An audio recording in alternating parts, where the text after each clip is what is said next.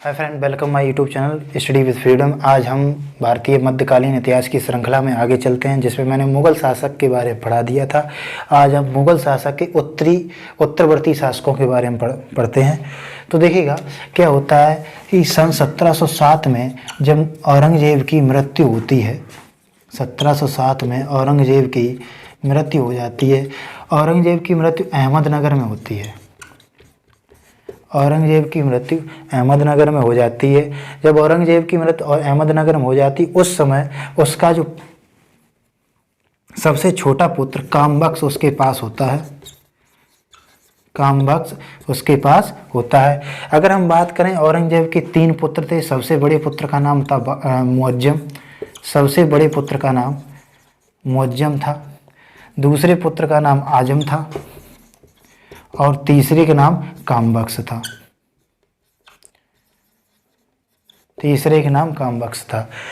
औरंगजेब ने अपनी मृत्यु से पहले वसीयत लिखी थी। उसमें ये बताया था कि मुअज्जम बड़ा पुत्र ये दिल्ली की गद्दी पर बैठेगा, मतलब राज्य को वह 3 भागों में बांट दिया जाएगा उसके, और जिसमें मुअज्जम जो है दिल्ली की गद्दी पर बैठेगा और आजम हैदराबाद क्षेत्र बैठेगा, जबकि कामबख्श गुजरात के क्षेत्र बैठेगा। ये बताया था।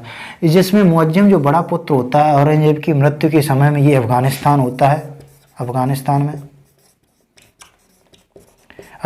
एक जगह होती है जिसका नाम है अमरूद। इस जगह पर मुअज्जम होता है, ठीक है। जबकि अगर हम बात करें आजम, ये बीजापुर में होता है, और कामबख्श जो होता है वो अपने पिता औरंगजेब के पास होता है, जहाँ पर औरंगजेब की मृत्यु होती है सन 1707 में। अहमदनगर में पास होता है। क्या होता है इधर, जब ये बात मुअज्जम को पता लगती है 1707 ईस्वी में, मुअज्जम लाहौर आकर के अमरूद नामक जगह से लाहौर में आकर के अपना राज्याभिषेक करवा लेता है बहादुर शाह के नाम से। बहादुर शाह के नाम से अपना राज्याभिषेक करवा लेता है। इधर क्या होता है कि एक जाजऊ का युद्ध होता है 1707 ईस्वी में मुअज्जम यानी बहादुर शाह जफर के बीच, यानी जाजऊ का युद्ध होता है। जाजऊ का युद्ध सन 1707 में होता है। ये बहादुर शाह और आजम के मध्य होता है। जिसमें बहादुर शाह जो होता है इस युद्ध में विजयी हो जाता है। आजम जो होता है युद्ध में मारा जाता है। इसके दोनों पुत्र भी मारे जाते हैं और युद्ध में हार जाता है। जब हार जाता है तो बहादुर शाह सीधा उसे रास्ता मिल जाता है दिल्ली की गद्दी पर बैठने के लिए।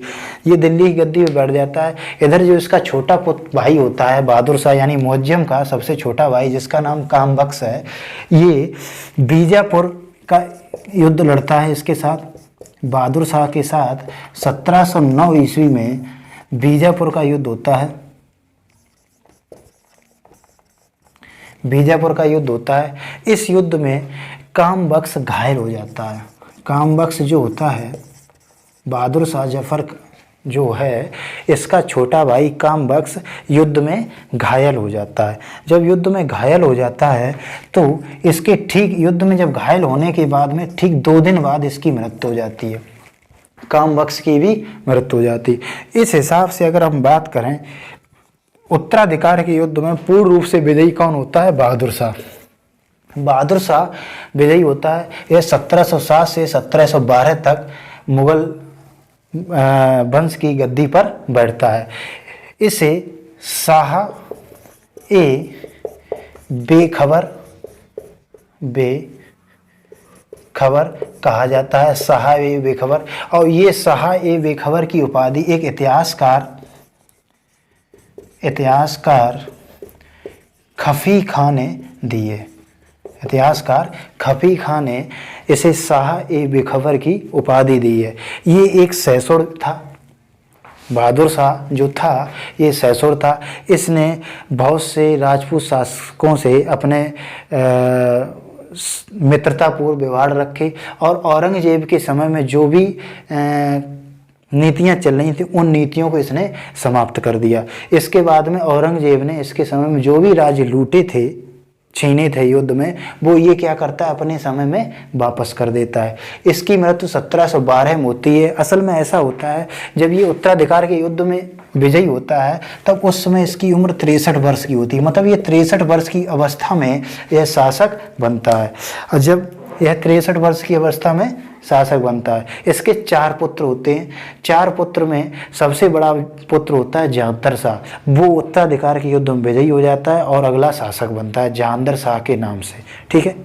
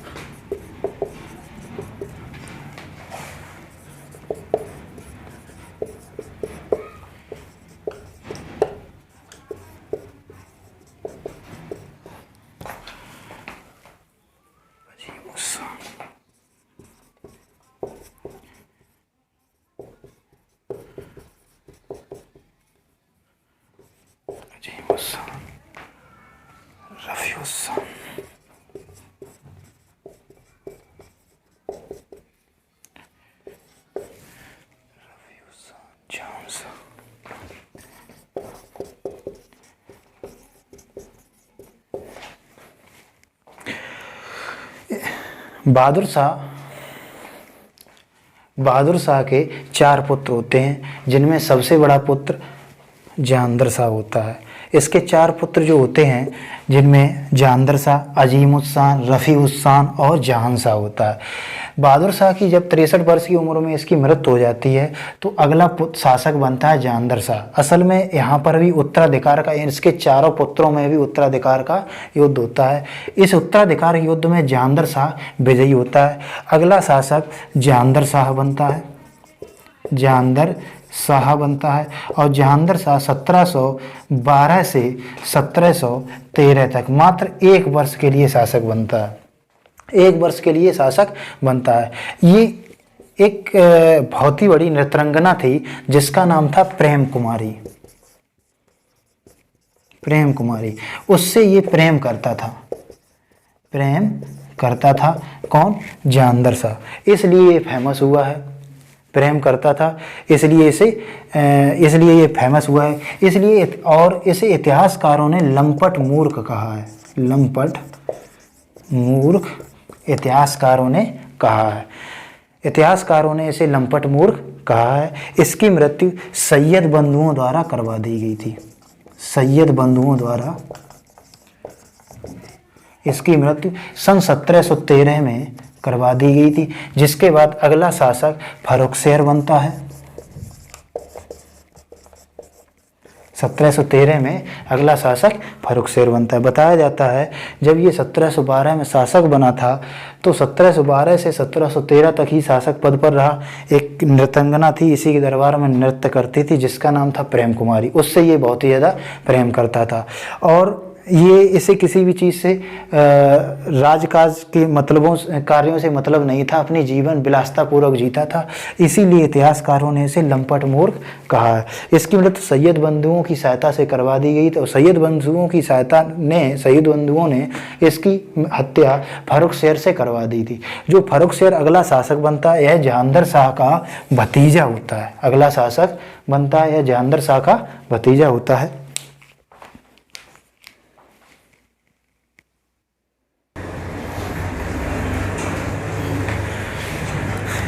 जहांदर शाह के बाद अगला शासक फर्रुखशेर बनता है, जो हम बता चुके हैं।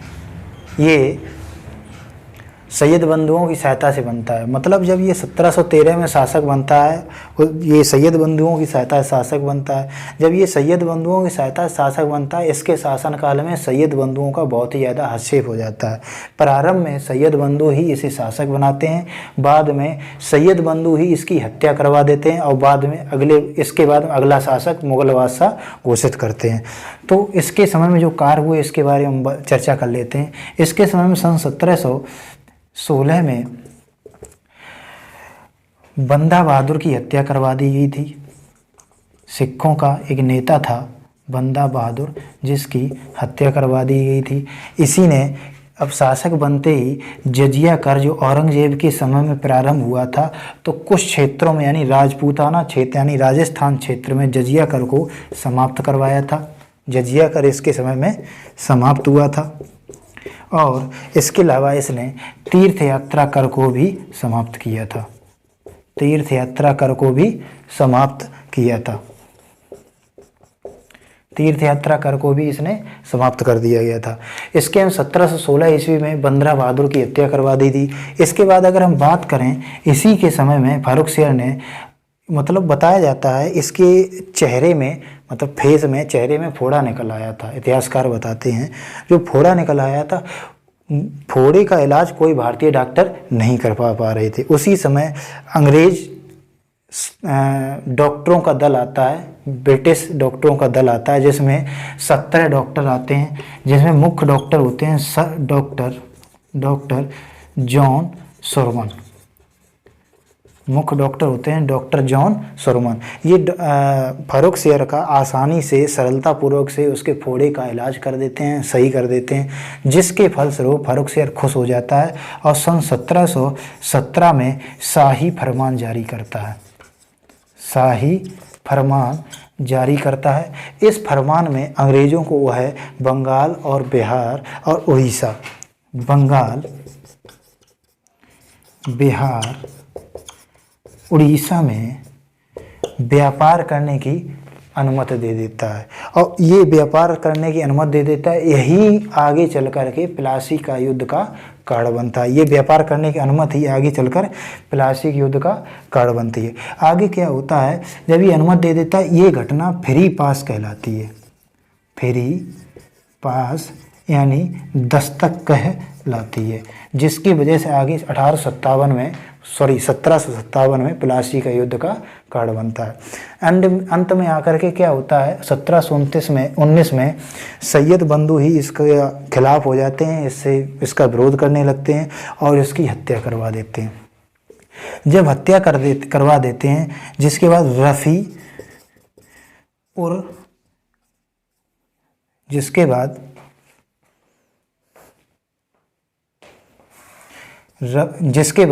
रफ़ी और जात नाम के व्यक्ति को शासक घोषित करते हैं। यह 1719 में मात्र 4 महीने के लिए यानी 4 माह के लिए शासक पद पर रहता है। यानी 17 जून 1719 तक ये 4 माह तक शासक पद पर रहता है। इसके बाद में क्या होता है कि इसे भी हटा देते हैं सैयद बंधु। अगला शासक घोषित करते हैं, बनाते हैं रफ़ी-उद-दौला को। रफ़ी-उद-दौला को बनाते हैं। ये जून 1719 से सितंबर 1719 तक शासक पद पर रहता है। ये जून 1719 से सितंबर 1719 तक शासक पद पर रहता है। अब इसकी हत्या करवा देता है कौन? मोहम्मद शाह। मोहम्मद शाह का मूल नाम रोशन अख्तर होता है। ये बहादुर शाह जो है उसके उसके चौथे पुत्र जहान शाह का पुत्र होता है। जहान शाह का पुत्र होता है।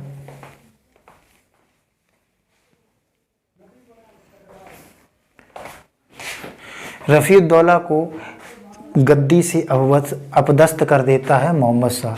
मोहम्मद शाह का मूल नाम रोशन अख्तर होता है। ये बहादुर शाह जफर के चौथे पुत्र जहान शाह का बेटा होता है। बहादुर शाह के चौथे पुत्र जहान शाह का बेटा होता है। इसका मूल नाम रोशन अख्तर होता है। जब ये शासक बनता है 1719 में, 1719 से 1748 तक ये शासक पद पर रहता है। सबसे पहले ये जजिया कर को समाप्त करता है। पूरे भारत में जजिया कर को समाप्त करता है, पूर्ण रूप से समाप्त करता है पूरे भारत में। ठीक है। इसकी विलासतापूर्ण जीवन जीने के कारण इसके समय में 4 नए राज्यों का उदय हो गया होता है। मतलब इसके जो अधीन शासक होते हैं वो नए राज्यों को स्वतंत्र कर लेते हैं, जिनमें अवध स्वतंत्र होता है, हैदराबाद स्वतंत्र होता है, बंगाल स्वतंत्र होता है और कर्नाटक स्वतंत्र होता है। कर्नाटक स्वतंत्र होता है। अवध को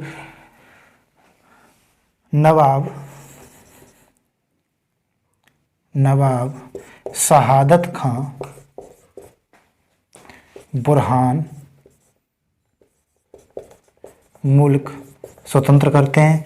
मतलब ये इसी के अधीन शासक होते हैं, बाद में ये स्वतंत्र कर लेते हैं। हैदराबाद को कुली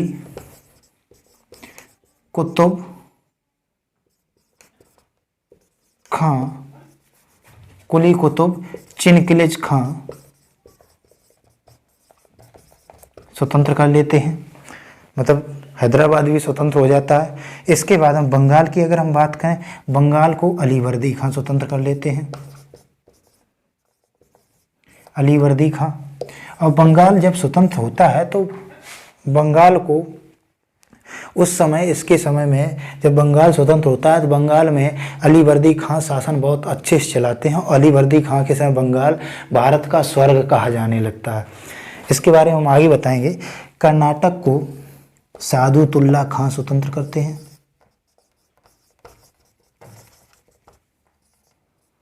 सादुतुल्ला खां स्वतंत्र करते हैं। ये 4 नए राज्यों का उदय हो जाता है इसी के समय में। अगर हम बात करें, ये जजिया कर समाप्त करता है। इसके विलासतापूर्ण जीवन जीने की वजह से इसी के समय में भारत में सन 1739 में ईरान का नेपोलियन नादिर शाह आक्रमण करता है। नादिर शाह आक्रमण करता है, जो ईरान का शासक होता है। ईरान का शासक होता है जो नादिर शाह भारत पर आक्रमण करता है 1739 में। और ये भारत में 37 दिनों तक लूटपाट करता है। 37 दिनों तक भारत में लूटपाट करता है। और बताया जाता है कि शाहजहां द्वारा निर्मित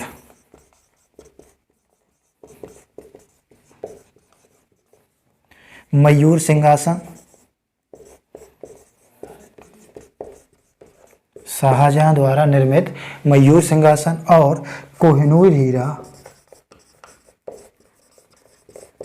अपने साथ ले जाता है। शाहजहां द्वारा निर्मित जो दिल्ली में के लाल किला में मयूर सिंहासन शाहजहां बनवाते हैं वो, और कोहिनूर हीरा को अपने साथ ये नादिर शाह अपने साथ ले जाता है।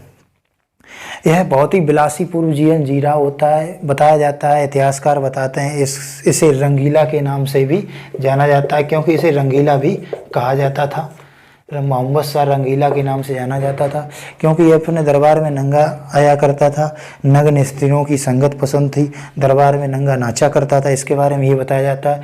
इसकी मृत्यु सन 1748 में हो जाती है। इसके बाद में अगला शासक अहमद शाह बनता है। अहमद शाह बनता है, जिसके बारे में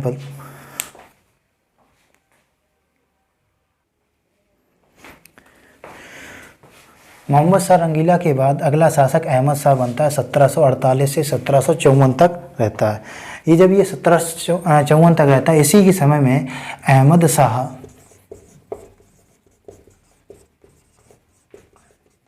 अब्दाली भारत पर आक्रमण करता है, जिसे ये युद्ध में पराजित कर देता है। अहमद शाह अब्दाली आक्रमण कर देता है, आक्रमण करता है, जिसे अहमद शाह, मुगल शासक अहमद शाह अब्दाली को पराजित करता है। ठीक है। इसकी मृत्यु के बाद में अगला शासक आलमगीर द्वितीय बनता है, जिसके बारे में हम नेक्स्ट वीडियो में पढ़ेंगे। ठीक है। अगर आपको हमारा वीडियो पसंद आया हो तो हमारे वीडियो को लाइक कीजिएगा। अगर आप हमारे चैनल पर नए हैं तो हमारे चैनल को सब्सक्राइब कीजिएगा।